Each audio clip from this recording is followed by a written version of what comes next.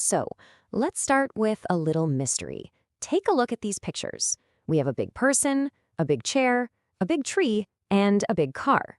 But get this, in Swahili, the word for big looks different for each one.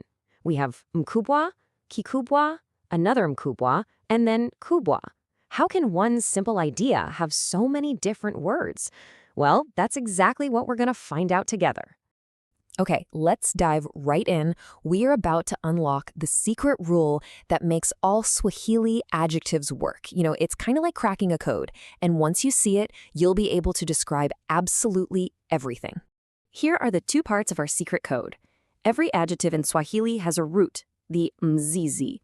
This part never ever changes. Then it has a prefix, the kiambatisho, and this is the part that does change. That changing prefix is the whole secret we're unlocking today. Let's start with our first noun team, the A-Wa class. This team is for all people and animals. Let's take a look at what makes their adjective prefixes so special. For the AWA group, the rule is pretty simple. If you're talking about just one person or animal, the adjective prefix is M. But if you're talking about more than one, the prefix changes to wa.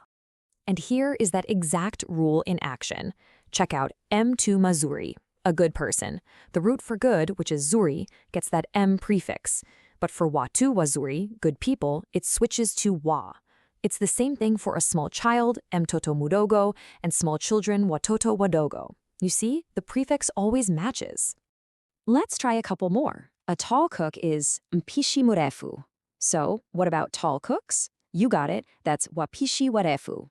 One fierce animal is mnyama mkali, and many fierce animals, wanyama wakali. Are you seeing that pattern? M for one, wa for many. You're totally getting this. All right, it's time for a new team. This is the KV class, and it's for objects and tools.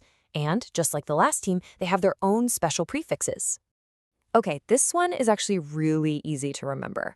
For the KV group, the singular prefix is ki, and the plural prefix is v. See that? They match the name of the group itself. So now, the prefixes follow the KV rule.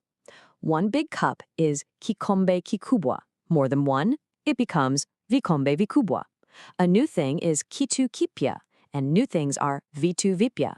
The prefix on the adjective always matches the noun's team. Okay, now for two interesting groups at once. First, we're going to look at the UI class, which is for things like plants and trees. And then we'll check out the LI-Ya class, which is for fruits and other big items. First step is the UI class for things like trees. The prefix for one tree is M. That looks familiar, doesn't it? It's the same one we use for a single person. But here's the twist. The prefix for many trees is mi. Let's see it in action. A tall tree is mti mrefu. But tall trees? That's miti mrefu. Did you notice that change from M to mi? How about a raw mango tree? That's mwembe mbichi. And many raw mango trees? Miembe mibichi. You're doing an absolutely great job.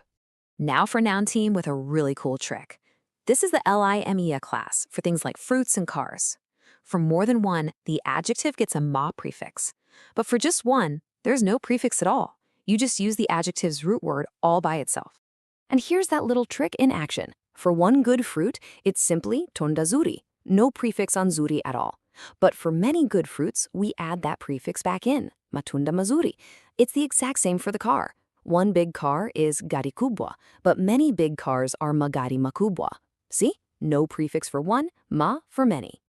Fantastic. You've learned the secret codes for 4 different noun teams. Now let's see how they work when we put them in full sentences. Take a look at this sentence. Mti mzuri umepandwa. The word mti is from our UI class, right? So the adjective for good is mzuri.